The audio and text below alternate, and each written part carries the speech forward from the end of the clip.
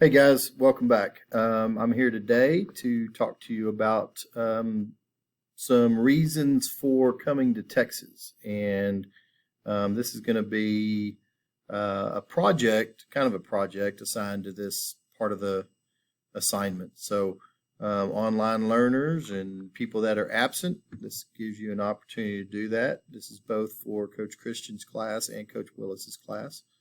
So let's first start with this warm up here. What would you say to an American in 1825 to convince them to move to Texas? I would tell Americans that Texas is blank.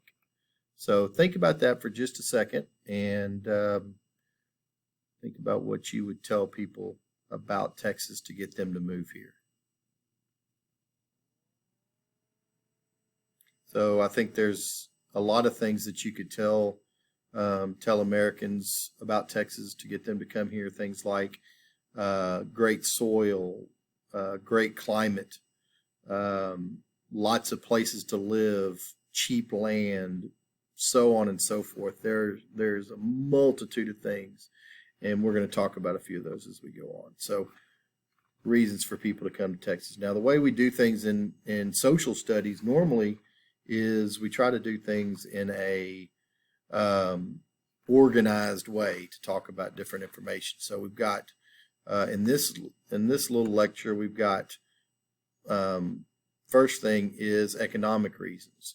All right, so we have some economic reasons why people would want to come to Texas in the 1820s. First of all, in the 1820s, there's a major depression going on in the U.S. A depression is an economic downturn. It's something where the economy is not doing good. Kind of like we're in right now, not as bad. Ours is not as bad at the moment, but back in the 1820s, there was no jobs.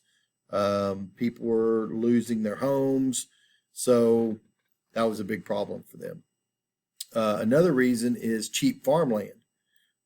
Cheap, whenever you can come buy land in Texas for a couple of cents an acre, instead of paying $1 an acre or more in Kentucky or Georgia, then people would want to come here instead. So that was another big reason why people wanted to move here. And then another reason is slaves were permitted at the time.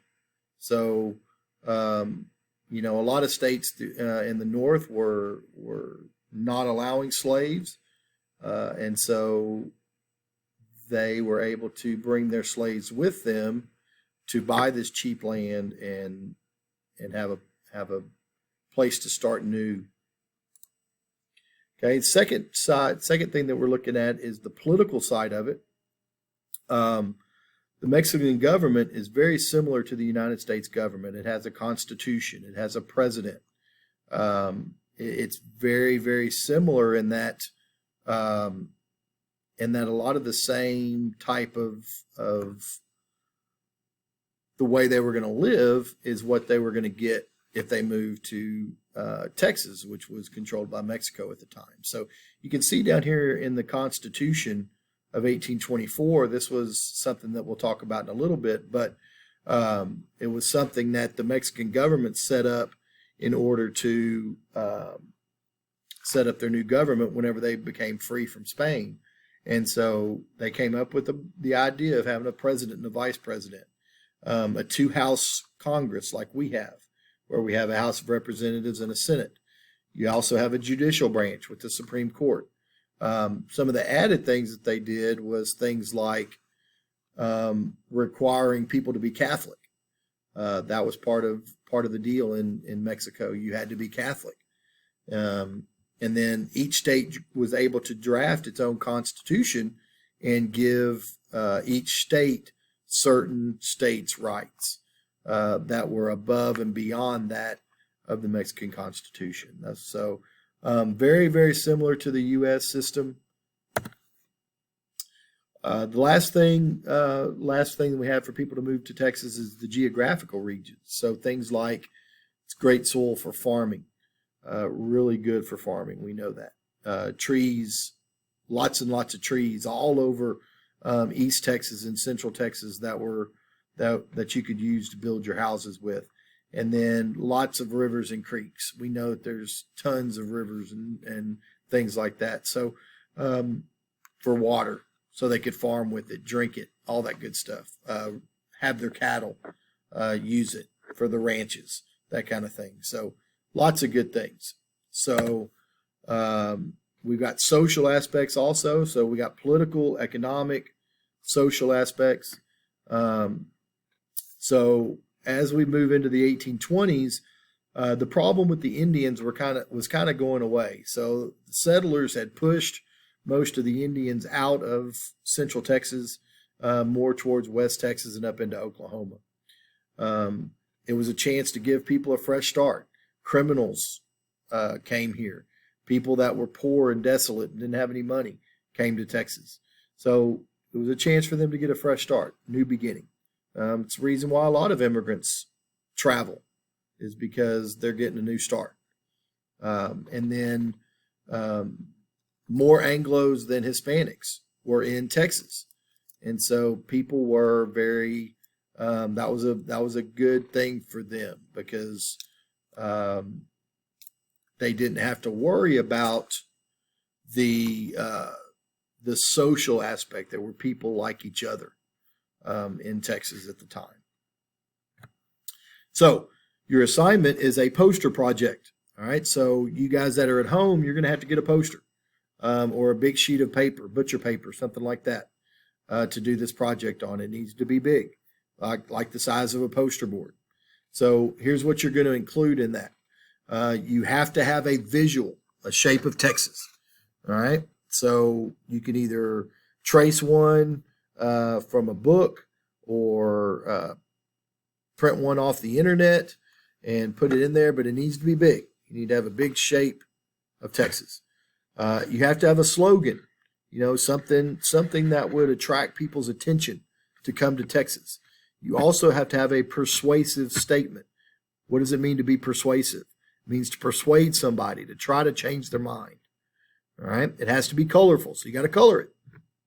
And then it's got to include all those reasons that we talked about in this video, for people coming here. And it's got to be one for each. So an economic reason, a political reason, a geographical region, and a social reason. So you have to have at least four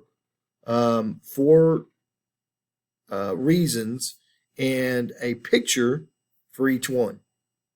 Okay, that kind of describes it. So a slogan is short.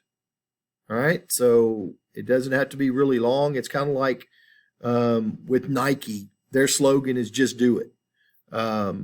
So you have to have a slogan that is short and sweet and right to the point. So, like for example, the one I use: "Go to Texas, it's the bestest." Okay, something that kind of rhymes. Look at the progressive commercials, or all these different things have a slogan. McDonald's, all of them have a slogan. A persuasive statement is something that's a little different, but it kind of summarizes your reasons, but it persuades somebody. It changes their mind. It tries to influence somebody. An example: Texas has cheap, fertile land and is a place to start a new beginning. All right, that's just a statement that uses examples, uses reasons, and changes people's minds. All right, so here are some directions, and kind of how you would organize this thing. You can refer back to this page to do that.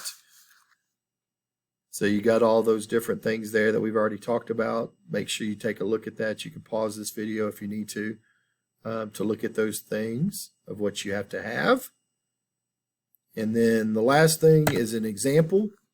This is just a basic how I would set this up. So up here at the top, you've got your slogan. Down here, you got your persuasive statement. In the middle, I've got my Texas, and just an outline of Texas. Then I've got my 4 different reasons, and then I'm going to do a visual. They can be printed, They can be drawn however you want to do it. But that's the way it needs to look. So if you have any questions, please give me a holler. Let me know.